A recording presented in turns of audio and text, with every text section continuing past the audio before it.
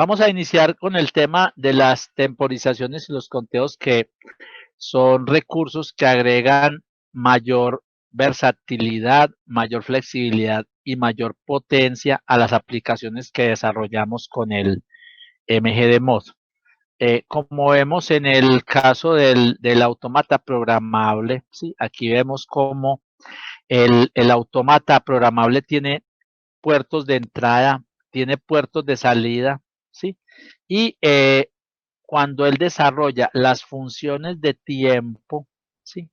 Esas funciones corren dentro del autómata programable. ¿Qué quiere decir eso?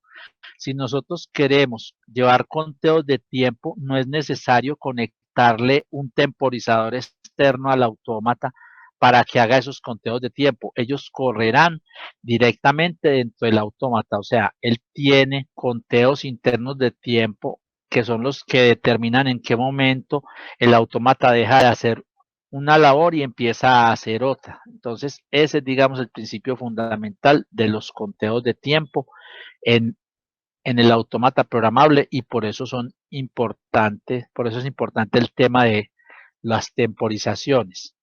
Ahora, vamos a mirar un concepto, ¿sí? Antes de iniciar, y es el que tiene que ver con la relación entre el autómata, ¿sí? Y el entorno de desarrollo. Aquí miramos el pantallazo del entorno de desarrollo y vemos cómo el entorno de desarrollo representa lo que hay dentro del autómata. Al autómata le entran señales, ¿sí? Que llegan en forma de corriente eléctrica que pasa por los autoaisladores del autómata y sale por los terminales de referencia, y esa información es la que corresponde precisamente a las entradas del programa, ¿sí? Corresponden a las entradas físicas del autómata, y las salidas físicas del autómata, ¿sí? Que nos dan continuidad entre el común de las entradas, ¿sí? Y cada una de las salidas están reflejados en las salidas del entorno de desarrollo. Entonces, cuando miramos el entorno de desarrollo, ¿sí? Que tiene en el lado izquierdo las entradas y en el lado derecho las salidas, realmente este entorno de desarrollo nos está representando qué es lo que hay dentro del autómata. O sea, qué es lo que hay dentro. O sea, hacia el lado derecho están las salidas físicas a través de las cuales se pueden ya manejar diferentes actuadores, y a la entrada, ¿sí? Hacia la izquierda están las entradas a través de los cuales se detectan sensores, ¿sí? Ahora, en el caso del autómata programable, es importante con respecto a los tiempos entender inicialmente que dentro del programa del autómata existe un elemento fundamental llamado el RTOS, o sea, el sistema operativo de tiempo real, Real Time Operating System, ¿sí? ¿Cómo funciona ese RTOS? Tiene un elemento muy importante que se llama el scheduler. Cuando el autómata se energiza, ¿sí? Lo primero que hace el programa es configurar todo el hardware y las variables del autómata. Acto seguido, ¿sí? Ejecuta una estructura que se llama el muestreador. Y ese muestreador corre a 6250 Hz. ¿Qué quiere decir eso? Corre 6250 veces por segundo. O sea, él espera, ¿sí? A que ocurra un periodo de tiempo de unas 6250 antes de continuar. Luego corre las tareas rápidas. Entonces esas tareas rápidas van a correr a esa velocidad, a 6250. Después, a través de un multiplexor de tareas, distribuye el tiempo de las tareas en algo que se llama unos slots de tiempo. Esos slots, ¿sí? Que corresponden a la tarea normal, ¿sí? Son 5, y eso equivale a que si divido 6250 entre 5 slots, ¿sí? Tendré 1250 Hz. Entonces, las tareas normales, las vamos a llamar normal, corren las tareas normales corren a 1250 veces por segundo. O sea, y finalmente hay otro multiplexor de tareas, ¿sí? El cual tiene 25 tareas y esas tareas lentas entonces correrán a 1200 dividido entre 25 a 50 veces por segundo. Eso es lo que llamamos la tarea lenta. Entonces, después de que se ejecutan cada una de esas tareas en sus respectivos slots de tiempo, ¿sí? El programa vuelve y se cicla a esperar que el muestreador determine cuándo pasó otra vez ese periodo de 6250, ¿sí? Que equivale a 160 microsegundos, ¿sí? O sea, cada 160 microsegundos el programa vuelve y lanza y corre cada vez la tarea rápida, también una tarea, o sea, corre las tareas rápidas y una de las tareas normales o una de las tareas lentas. Entonces, de esa forma es que el sistema operativo de tiempo real trabaja en el automata programable. ¿Cómo se ve eso en el entorno de desarrollo? Entonces, en el entorno de desarrollo, nosotros tenemos diferentes tareas corriendo en teoría simultáneamente y esta vista del entorno de desarrollo nos muestra cómo están relacionadas las tareas desde el punto de vista estático, o sea, nos muestra cómo el RTOS, sí, cómo se relacionan las variables entre ellas y qué es lo que ocurre. Entonces, el RTOS cuando arranca, ¿sí? Cada que está funcionando y corre el muestreador, viene y lee las entradas, o sea, coge y lee las entradas y esas entradas las pone en unos registros internos, luego le da turno a la primera tarea, ¿sí? Después que corre esa tarea, le da turno a la siguiente, luego le da turno a la siguiente, luego turno a la última y después escribe las salidas desde las variables respectivas, ¿sí? El orden en que estas tareas corren está establecido en una tabla que maneja el sistema operativo donde está el orden en que deben trabajar cada una de las tareas y esa tabla se llama el scheduler. Entonces, esto permite que las tareas trabajen, ¿sí? Y ese scheduler hace que cada tarea vea la luz una vez al día. ¿Qué quiere decir eso? Esa frase, ¿qué quiere decir? Que cada tarea va a correr en su slot de tiempo como corresponde. ¿Y cómo así? Las tareas. Vamos a mirar estas tareas. Entonces yo, por ejemplo, miro esta primera tarea. Dice que esta tarea corre a 50 Hz. O sea, ¿qué quiere decir que corre a 50 Hz la tarea lenta? Quiere decir que esta tarea 50 veces cada segundo es revisada por el sistema operativo y ejecutada, o sea, 50 veces cada segundo funciona. Vemos otra tarea, entonces también dice que funciona a 50 Hz, pero yo podría tener en mi sistema que unas tareas estén corriendo a una velocidad, si por ejemplo aquí tengo la tarea 3 también a 50 Hz, entonces miremos, todas las tareas por defecto corren a 50 Hz, pero yo le doy clic derecho sobre una de las tareas y aquí donde dice propiedades de la tarea, yo puedo decirle, tarea, no, usted no es de 50 Hz, usted va a correr a 1250 o le puede decir que corre a 6250 o inclusive hasta 7200. La tarea correría en un régimen especial, ¿sí? Entonces, las tareas, entonces vamos a escoger que esta tarea 2, ¿sí? Está a 1250. Entonces, ¿qué pasa? El sistema operativo llama a la tarea que se llama tarea 3, llama a la tarea de control 50 veces cada segundo, ¿sí?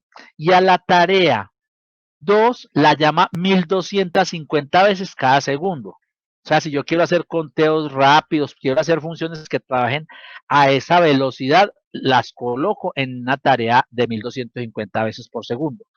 ¿Cuál es la recomendación? Una tarea entre más veloz sea, por teoremas de muestreo tipo Nike, entre más veloz sea una tarea, más detecta todo tipo de señales. Entonces, así como detecta señales útiles de muy alta velocidad, puede detectar todo tipo de ruidos. En un control lógico, ¿qué es lo que es importante o qué es lo más recomendable? Que las tareas corran a 50 Hz. ¿Por qué? Porque es una frecuencia en la cual todos los ruidos fundamentales de la red están anulados. ¿Por qué? Porque esta tarea no es capaz de ver esos glitches de esa red, ¿sí? O si los ve, es muy fácil filtrarlos. En cambio, una tarea de 1250 Hz hay que aplicar acciones de filtraje más grandes. ¿Para qué se usan esas tareas de 1250 Hz? Para llevar conteos, ¿sí? Ahora, la frecuencia con que trabaja una tarea la determina es la estructura del sistema operativo. El sistema operativo es el que dice, ¿sí?, que hay tareas de 6250 Hz, de 1200 y de 50. En el MGD Plus, que era la herramienta anterior, uno podía modificar esas frecuencias, ¿sí? En el MGD Mod, o sea, en esta herramienta, esas frecuencias no son modificables. Lo único que podemos hacer al respecto es escoger la tarea en cuál slot de frecuencias va a trabajar, pero no podemos decir que esas frecuencias cambien. ¿Por qué?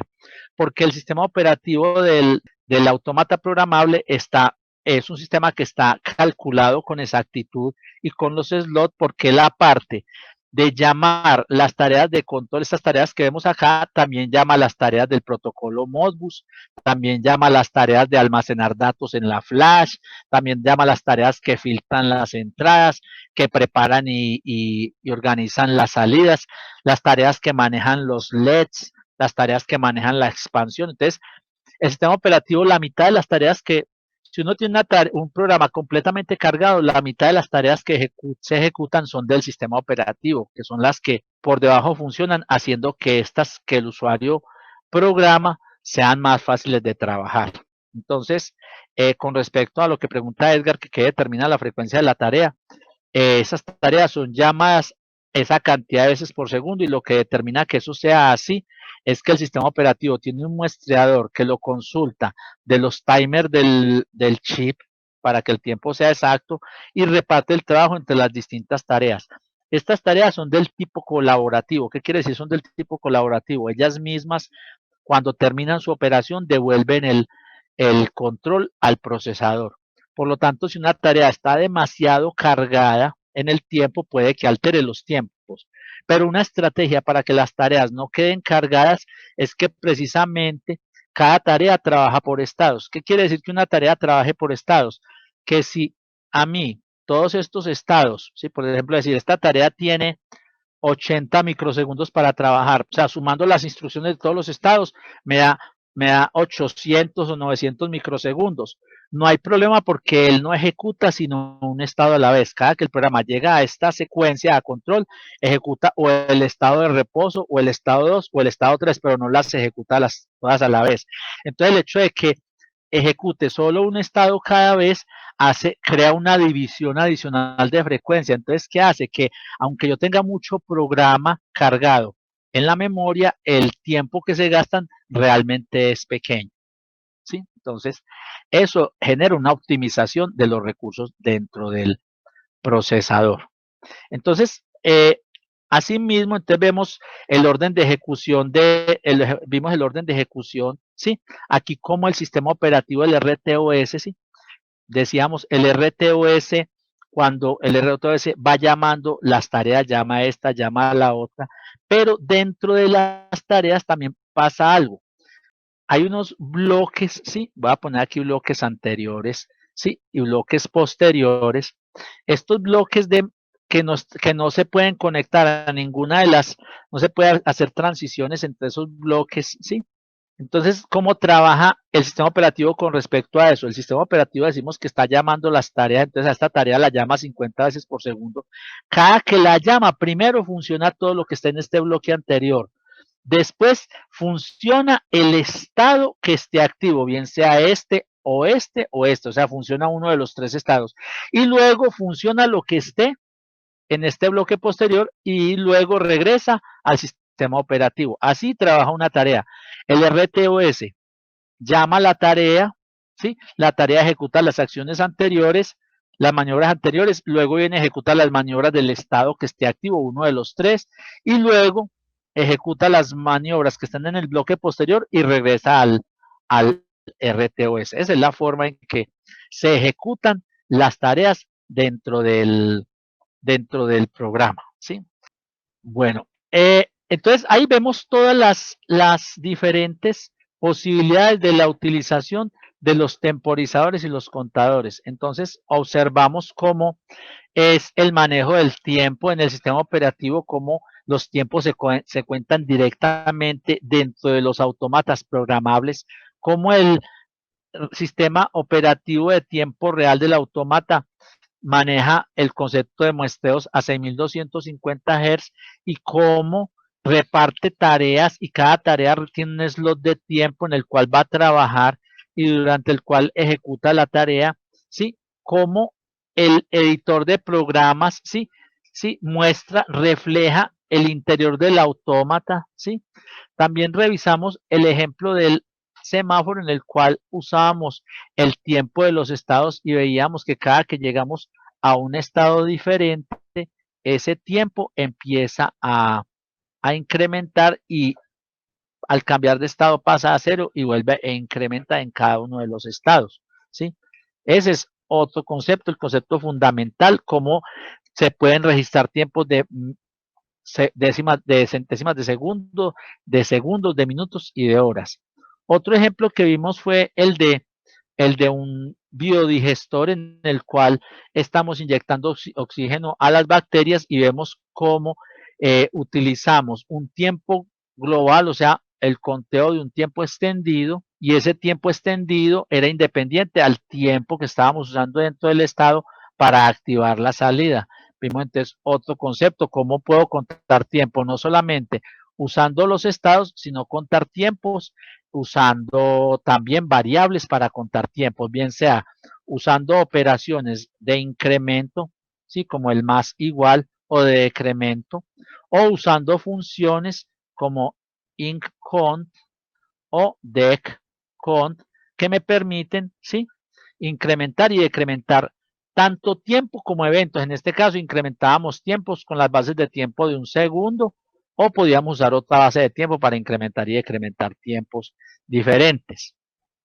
También observamos cómo se pueden usar los temporizadores y cómo se deben usar para cuidar la operación de los sensores. O sea, cómo cuando un sensor no obre a tiempo, entonces tener un camino alterno para salir del estado y proteger los activos productivos y fuera de eso, diagnosticar, o sea, dar un reporte exacto de cuál fue el sensor que falló para que el mantenimiento a la máquina sea lo más corto en el tiempo y por ende la disponibilidad del activo sea máxima y se vean las verdaderas ventajas de aplicar la automatización. También revisamos cómo se puede contar ciclos de operación de una tarea, como contamos ciclos de start-stop, ¿sí? Cuántas veces se ejecuta este ciclo de start-stop para activar una lubricación. Y ahí vimos lo que eran las variables no volátiles, que en este caso son las variables que llaman memoria. Cómo son interesantes porque almacenan el contenido almacenan los conteos que se lleven de manera que cuando se apague el automata y se vuelve y se energice, ahí está ese valor y el sistema continúe en el conteo que lleva antes de apagarse. Entonces, es muy útil, por ejemplo, para estos casos de lubricación, porque si la cantidad de ciclos se da en varios días, entonces el sistema no pierde ese conteo y realmente ejecuta la operación cuando es. Finalmente miramos el manejo de los contadores ascendentes y descendentes del autómata para crear funciones de activación automática y desactivación cuando una banda tiene o no objetos encima.